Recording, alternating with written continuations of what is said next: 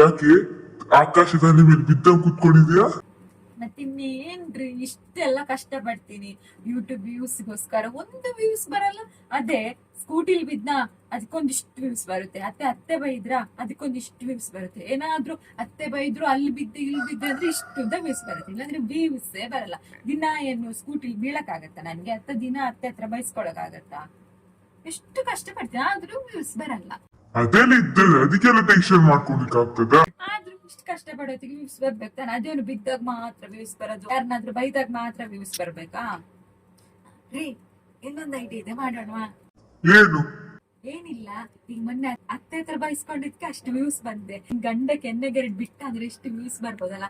ಸುಮ್ನೆ ತಮಾಷೆಗೆ ನೀವು ನಂಗೆ ತಮಾಷೆಗೆ ಹೊಡೀರಿ, ನಾನ್ ಮಾತ್ರ ವಿಡಿಯೋದಲ್ಲಿ ಫುಲ್ ಡ್ರಾಮಾ ಮಾಡ್ತೀನಿ. ನಿಮ್ ಕೆಲಸ ಮಾಡಿ, ನಿಮ್ ನನ್ ಕೆನ್ನೆಗೆ ಒಂದೆರಡು ಹೊಡೀರಿ, ಅಂತ ನಾನು ವಿಡಿಯೋ ಮಾಡಿ ಹಾಕ್ತೀನಿ, ಸರಿನಾ? ಅಯ್ಯೋ ನನ್ ಕರ್ಮನೇ, ಏನಿಲ್ಲ ಮಾಡ್ಬೇಕು ನಾನು. ಹಾ ಸರಿ ಬನ್ನಿ, ಇವಾಗ ಹೊಡೀರಿ ನೀವು ಫಸ್ಟ್. ಸರಿ ಹೊಡೀರಿ ಇವಾಗ.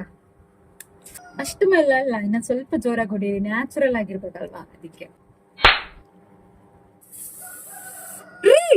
ನಾನು ಇಷ್ಟು ಜೋರ ಹೊಡಿಗಳಿದ್ನ ನಿಮ್ಗೆ? ವ್ಯೂಸ್ ಬೇಡ್ವಾ? ನ್ಯಾಚುರಲ್ ಆಗಿ ಬಂದಿದೆ, 10 ಲಕ್ಷ ವ್ಯೂಸ್ ಗ್ಯಾರಂಟಿ. ಆದ್ರೂ ಇದು ತುಂಬಾ ಜೋರಾಯ್ತು ಕಣ್ರಿ. ರಕ್ತ